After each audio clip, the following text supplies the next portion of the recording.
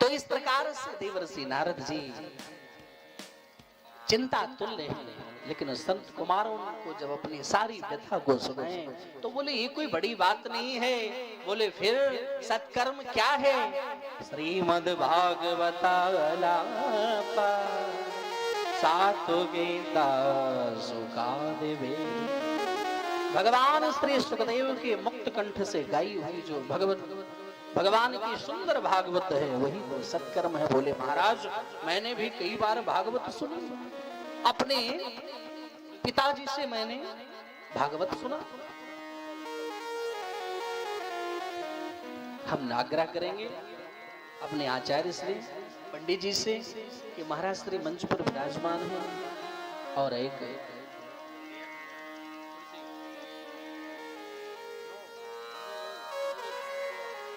कुर्सी बैठने की व्यवस्था कराएंगे। तो इस प्रकार से मेरे भाई बहन देवर्षि नारद जी बोले मैंने भी कई बार कथा सुनी। तो समझाया कि देखो कथा तो आपने जरूर सुना है, मैं ऐसा नहीं कह रहा, लेकिन ऐसा लोग बताते हैं क्योंकि ये भागवत की उत्पत्ति वेद से ही है, और जब वेद से ही कुछ नहीं हुआ, गीता से ही कुछ नहीं हुआ, तो भला भागवत से क्या होगा? तो उदाहरण देते हैं महाराज। एक बात बताऊं? बोले क्या? बोले अगर आपको एक केला दिया जाए सलोन वासियों खाने के लिए, आपने केले का छिलका उतारा और खाया और मीठा लगा तो बोल पड़े वाह आनंद आ गया यार, इतना मीठा केला, जब ये फल इतना मीठा है तो इसको जन्म देने वाला वो वृक्ष कितना मीठा होगा। और केले को इग्नोर करके वृक्ष को चबाने लग जाओ तो क्या मिठास आएगी? नहीं ना आएगी। अच्छा एक बात बोलो, घी में आप पूड़ी बना रहे हैं, क्या घी में पूड़ी बना रहे हैं और पूड़ी बनाते बनाते बनाते बनाते बनाते बनाते अचानक घी समाप्त हो जाए, आप सोच में डूब जाए महाराज तो घी कहां से लाए? एक काम करें कि दूध से ही घी निकलता है, तो अब की पूड़ी लो कढ़ाई में दूध डाल करके निकाल तो क्या निकलेगा? नहीं। मिठाई बनाते बनाते अना शक्कर समाप्त हो गई तो आप सोच में पड़ गए कि राम राम गन्ने के रस से ही तो चीनी शक्कर बनती है, बाकी की मिठाई लो गन्ने के रस से बना लो तो क्या बनेगा? नहीं ना। ऐसे ही मेरे भाई बहन कहने का विचार यही है कि भागवत ऐसे भाव से समझाया कि एक एक शब्द श्री देवर्षि नारद जी के हृदय में बसता चला गया। बोले तो महाराज ये भागवत कथा कैसे सुने? तो चर्चा हो रही है बद्री नारायण धाम में, और कथा सुनने का विचार मन में कहाँ आया? तो हरिद्वार धाम में आया।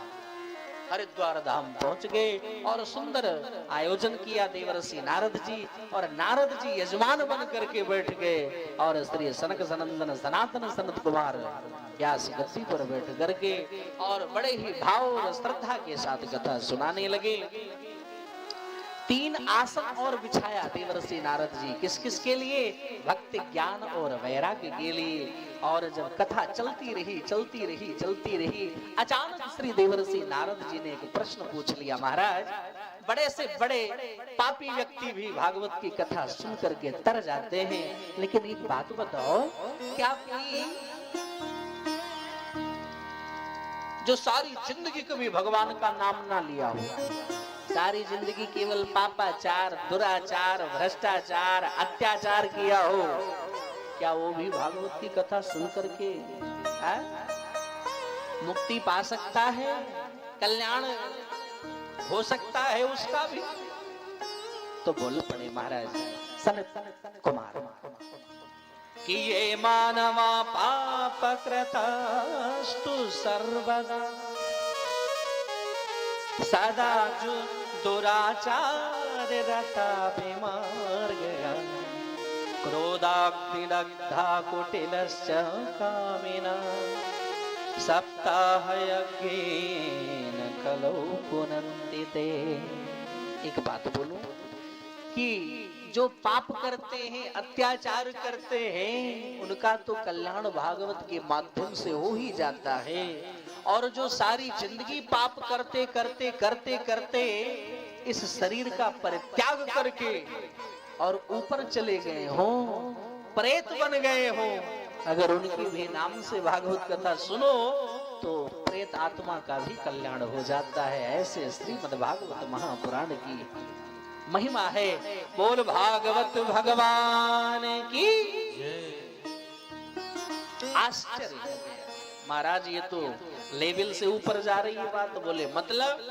बोले जीते जी की बात क्या, मरने की बात भी कल्याण हो जाए? बोले हाँ। तो भागवत ऐसा ग्रंथ है कि मरने के बाद भी अगर किसी के नाम से सुनी जाए तो उसका भी कल्याण हो जाए।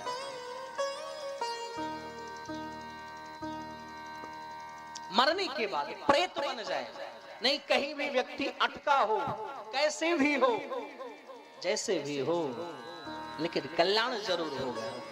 क्योंकि ऐसे दयालु श्याम से रिश्ता बनाइए और मिलता रहेगा आपको जो कुछ भी चाहिए। हमारे प्रभु अत्यंत दयालु हैं, अत्यंत कृपालु हैं। कभी कभी लोग इस शंका में रहते हैं, आज की भी कथाओं में कहीं भी, क्योंकि अब लोकापवाद और लोकाचार में लोग ज्यादा रहते नहीं। एक बार हमसे कल कुछ भैया लोग गए थे, आग्रह कर रहे थे, तो हमें याद आया उसके पहले ही एक माँ से मैंने पूछा कि माँ तुम ये मंत्र का जाप नहीं करती हो?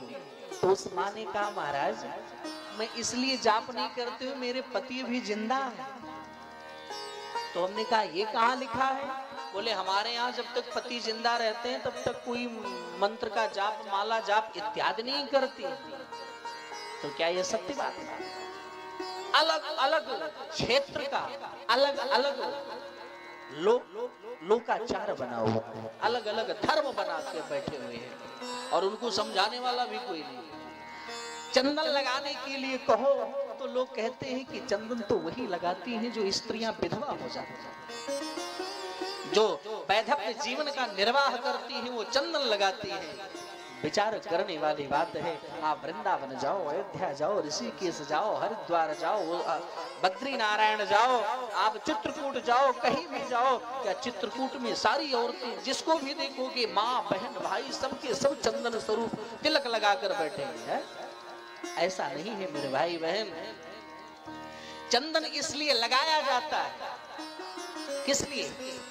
चंदन अगर हम लगाएंगे ना तो हम उस समय, आप समझ लेना, गले में हम सोने की चैन बहुत पहनते हैं, लेकिन अगर हम तुलसी की कंठी गले में धारण करें और मस्तक पर चंदन लगा लें तो समझ लेना कि जिस प्रकार से प्रशासन, जब पुलिस अगर अपनी वर्दी पहन ले और टोपी लगा ले तो उन्हें आप क्या कहते हैं? अगर उस वक्त उस पुलिस वाले को किसी ने एक थप्पड़ मार दिया तो लोग क्या बोलते हैं कि ऑन ड्यूटी मारा गया पुलिस वाला ऑन ड्यूटी, उसका अपमान किया गया।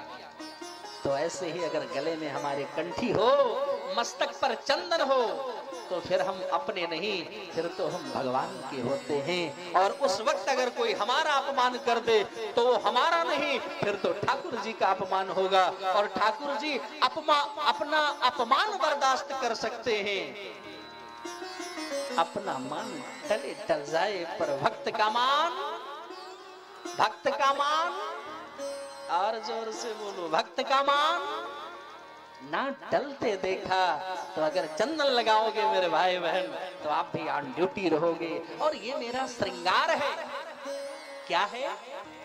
श्रृंगार है। अगर हम चंदन ना लगाएं तो क्या अच्छा लगेगा? मैं कथा सुना रहा हूं, हमारे मस्तक पर चंदन है ना? जोर से बोलो, है ना? और अगर कल मैं लगा कर नहीं बैठूंगा तो आप ही कहोगी आज आपका मस्तक पर, आपके मस्तक पे चंदन नहीं है, बड़ा बेकार लग रहा है। तो ये कानून हमारे ही लिए, आपके लिए नहीं है। इसलिए चंदन लगाना चाहिए। हमें गले में सोने के बहुत से हार पहनो, लेकिन कंठी जिस दिन पहनोगे उस दिन हम ठाकुर जी के हो जाएंगे। लोग दूर से ही देखेंगे, अगर चंदन लगा हो तो लोग क्या कहेंगे, भले ही अंदर से आप चाहे जैसे, लेकिन दूर से देखने वाला क्या बोलेगा, क्या बोलेगा? भक्ति भाव, भगवान के भक्ति का टाइटल मिल गया, नहीं मिल गया? टाइटल मिल गया ना। चंदन लगाने से अगर कोई भी व्यक्ति देख करके हमको ये बोल सकता है भगवान के भक्त है, भक्ति भाव वाले, तो केवल चंदन लगाने से अगर हमें ये टाइटल मिल सकती है, तो अगर हम थोड़ी देर कथा में बैठेंगे तो हमें क्या टाइटल मिल जाएगी मेरे भाई बहन। इसलिए जरूर आप चंदन तिलक करो। एक बार जोर से बोलना पड़ेगा और जोर से बोलना पड़ेगा। तो ये फालतू के जो सिस्टम रहते हैं ना, क्षेत्र के माताओं की आपस की ये बातें होती हैं कि नहीं नहीं हम ये नहीं करेंगे, हम ये नहीं करेंगे, ऐसा कुछ नहीं है। हमेशा व्यक्ति को मंत्र जाप करना चाहिए, चंदन लगाना चाहिए, और महिलाओं को तो और चंदन लगाना चाहिए, पुरुष भाइयों को भी लगाना चाहिए, उन्हें शर्माना नहीं चाहिए। हम टाई लगाने में शर्माते हैं, बेल्ट लगाने में शर्माते नहीं, शर्माते हैं ना, तो हम चंदन लगाने में क्यों शर्माए? तो खूब तो मंत्र जाप करना चाहिए, इसमें भी किसी की बात नहीं सुनना चाहिए। कभी कभी लोग हनुमान चालीसा पर भी सवाल उठाते हैं। किस पर? हनुमान चालीसा पर सवाल उठाते हैं कि महिलाओं को हनुमान चालीसा नहीं पढ़ना चाहिए। हम आपसे आग्रह करते हैं कि बिल्कुल पढ़ना चाहिए, दिल से पढ़ना चाहिए, क्योंकि जब व्यक्ति हनुमान चालीसा पढ़ता है तो हनुमान जी की अद्भुत कृपा, साथ में राम जी की कृपा, साथ में भगवान भोलेनाथ की कृपा। अगर हनुमान चालीसा पढ़ने से तीन तीन देवताओं की कृपा मुझ पर हो रही है, तो भैया हम काहे को पीछे हटेंगे?